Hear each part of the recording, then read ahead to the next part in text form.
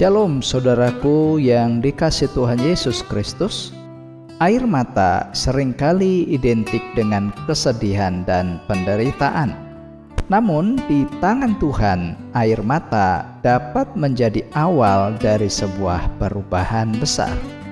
Tuhan dapat memakai air mata untuk melembutkan hati, memulihkan hubungan, dan membawa sukacita yang baru. Pada bacaan kita di hari ini, Yusuf kembali bertemu dengan saudara-saudaranya. Ketika melihat Benyamin, adik kandungnya, ia tidak dapat menahan perasaannya dan menangis. Air mata Yusuf menjadi bukti bahwa Tuhan telah bekerja di dalam hidupnya. Air mata yang mengubah segalanya. Luka masa lalu yang dahulu begitu menyakitkan, kini telah diubah Tuhan menjadi kasih, pengampunan, dan pemulihan. Sebelum kita baca dan merenungkannya, mari kita bersatu di dalam doa. Tuhan Yesus yang baik, terima kasih atas kasih dan penyertaan-Mu dalam hidup kami. Bukalah hati dan pikiran kami untuk memahami firman-Mu, sehingga kami mengalami perubahan dan pemulihan yang berasal daripada-Mu. Dalam nama Tuhan Yesus kami berdoa. Amin. Saudara, mari kita baca Kejadian 43 ayat 26 sampai 34. Ketika Yusuf telah pulang, mereka membawa persembahan yang ada pada mereka itu kepada Yusuf di dalam rumah, lalu sujud kepadanya sampai ke tanah. Sesudah itu ia bertanya kepada mereka, apakah mereka selamat? Lagi katanya, apakah ayahmu yang tua yang kamu sebutkan itu selamat? Masih hidupkah ia? Jawab mereka, hambamu ayah kami ada selamat. Ia masih hidup. Sesudah itu berlututlah mereka dan sujud. Ketika Yusuf memandang kepada mereka, dilihatnyalah Benyamin adiknya yang seibu dengan dia. Lalu katanya, inikah adikmu yang bungsu itu yang telah kamu sebut-sebut kepadaku? Lagi katanya, Allah kiranya memberikan kasih karunia kepadamu, anakku. Lalu segeralah Yusuf pergi dari situ, sebab hatinya sangat terharu merindukan adiknya itu. Dan dicarinyalah tempat untuk menangis. Ia masuk ke dalam kamar lalu menangis di situ. Sesudah itu dibasuhnyalah mukanya dan ia tampil keluar. Ia menahan hatinya dan berkata, hidangkanlah makanan. Lalu dihidangkanlah makanan bagi Yusuf tersendiri, bagi saudara-saudaranya tersendiri, dan bagi orang-orang Mesir yang bersama-sama makan dengan mereka itu tersendiri, sebab orang Mesir tidak boleh makan bersama-sama dengan orang Ibrani, karena hal itu suatu kekejian bagi orang Mesir. Saudara-saudaranya itu duduk di depan Yusuf, dari yang sulung sampai yang bungsu, sehingga mereka berpandang-pandangan dengan heran. Lalu disajikan kepada mereka hidangan dari meja Yusuf, tetapi yang diterima Benyamin adalah 5 kali lebih banyak daripada setiap orang yang lain. Lalu minumlah mereka dan bersukaria bersama-sama dengan dia. Saudaraku kasih Tuhan, 3 kebenaran sejati yang kita temukan dari ayat ini. Yang pertama, Tuhan mengubah luka menjadi kasih di ayat 29 sampai 30. Ketika melihat Benyamin, Yusuf sangat terharu sehingga tidak mampu menahan air matanya. Ia segera pergi ke ruangan lain untuk menangis. Apa yang membuat peristiwa ini begitu istimewa, saudara? Kita bisa melihat masa lalu Yusuf. Ia pernah dibenci, dikhianati, dan bahkan dijual sebagai budak oleh saudara-saudaranya sendiri. Tetapi ketika bertemu kembali dengan mereka, yang muncul bukanlah kemarahan atau dendam, melainkan kasih dan belas kasihan. Hal ini menunjukkan bahwa Tuhan telah bekerja di dalam hati Yusuf. Luka yang dahulu begitu dalam telah diubah Tuhan menjadi kasih. Yusuf tidak lagi hidup dalam kepahitan, tetapi dalam kasih karunia Tuhan. Demikian jugalah saudara dalam hidup kita.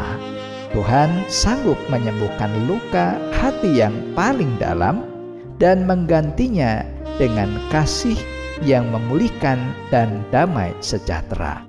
Karena kasih Tuhan sanggup mengalahkan setiap kepahitan dalam hati manusia.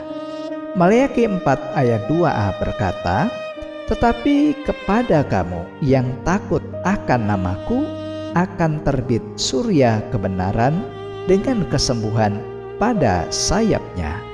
Dan yang kedua saudara, Tuhan mengubah hati sebelum mengubah keadaan di ayat 30 sampai 31. Sebelum Tuhan memulihkan hubungan Yusuf dengan saudara-saudaranya, terlebih dahulu Tuhan memulihkan hati Yusuf.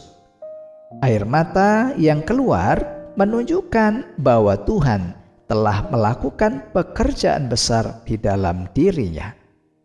Seringkali kita ingin Tuhan segera mengubah keadaan yang sulit.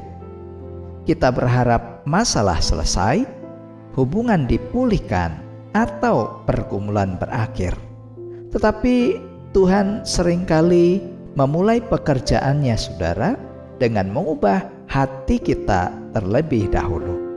Ketika hati diubahkan, cara pandang kita juga berubah. Ketika hati dipulihkan, kita juga mampu melihat orang lain dengan kasih dan pengampunan seperti Yusuf. Perubahan yang sejati selalu dimulai dari dalam hati. Tuhan itu rindu membentuk hati yang baru agar kita dapat hidup sesuai dengan kehendak-Nya. Itulah yang dikatakan di Yehezkiel 36 ayat 26a. "Kamu akan kuberikan hati yang baru dan roh yang baru di dalam batinmu." Dan yang ketiga saudara, Tuhan menghendaki pemulihan yang mendatangkan sukacita di ayat 32 sampai 34. Setelah menenangkan dirinya, Yusuf kembali dan mengadakan perjamuan bagi saudara-saudaranya. Mereka yang dahulu dipisahkan oleh iri hati dan pengkhianatan kini duduk bersama menikmati makanan yang sama. Bahkan Benyamin menerima bagian yang istimewa. Perjamuan ini menjadi tanda bahwa Tuhan sedang membawa keluarga Yakub kepada pemulihan. Pemulihan yang Tuhan kerjakan tidak hanya menghapus luka masa lalu saudara, tetapi juga menghadirkan sukacita yang baru. Demikian jugalah di dalam hidup kita sebagai orang percaya, Tuhan tidak hanya ingin menyembuhkan hati yang terluka, tetapi juga ingin mengembalikan sukacita yang mungkin telah hilang karena masalah, kekecewaan, atau penderitaan yang kita alami. Ketika Tuhan memulihkan, Dia juga mengembalikan sukacita ke dalam hidup orang percaya. Itulah yang dikatakan Mazmur 30 ayat 12. "Engkau telah mengubah ratapanku menjadi tarian, Engkau telah membuka kain kabungku dan mengikat pinggangku dengan sukacita." Karena itu saudara, serahkan setiap luka dan kepahitan kepada Tuhan, karena Dia sanggup mengubahnya menjadi kasih. Izinkanlah Tuhan mengubah hati kita sebelum kita memintanya mengubah keadaan sekitar kita. Dan percayalah bahwa Tuhan sanggup memulihkan dan mengembalikan sukacita, damai sejahtera yang pernah hilang di dalam hidup kita. Di tangan Tuhan, air mata tidak menjadi akhir cerita. Tuhan sanggup mengubah luka menjadi kasih, mengubah hati menjadi baru, dan menghadirkan pemulihan yang mendatangkan sukacita. Mari kita berdoa. Tuhan Yesus yang baik, terima kasih karena Engkau adalah Allah yang memulihkan. Sembuhkan setiap luka dan kepahitan dalam hati kami. Bentuklah hati kami menjadi semakin serupa dengan kehendak-Mu, dan penuhilah hidup kami dengan sukacita dan damai sejahtera yang berasal daripada-Mu. Berkati saudaraku yang membaca dan merenungkan firman Tuhan ini dalam hidup mereka, baik dalam pekerjaan, dalam rumah tangga, juga di dalam pelayanan, usaha, dan juga bisnisnya. Tuhan berkati. Di dalam nama Yesus kami berdoa. Amin. Saudara, mari arahkanlah hati dan terimalah berkat Tuhan. Kiranya Tuhan yang penuh kasih menyembuhkan setiap luka hati, memperbarui hidup saudara dengan kasih karunia-Nya, dan memenuhi saudara dengan sukacita yang berasal dari hadirat Tuhan. Dan kiranya kasih karunia Tuhan Yesus Kristus, kasih Allah Bapa, dan di dalam persekutuan Allah Roh Kudus menyertai saudara sekalian dari saat ini sampai selama-lamanya. Amin. Jika membutuhkan konseling, doa, atau percakapan pribadi, saudara bisa hubungi nomor yang tertera pada video ini. Demikian firman Tuhan hari ini saudara. Terima kasih, selamat beraktivitas. Tuhan Yesus memberkati, dan sampai jumpa pada seri renungan SKS berikutnya. Shalom.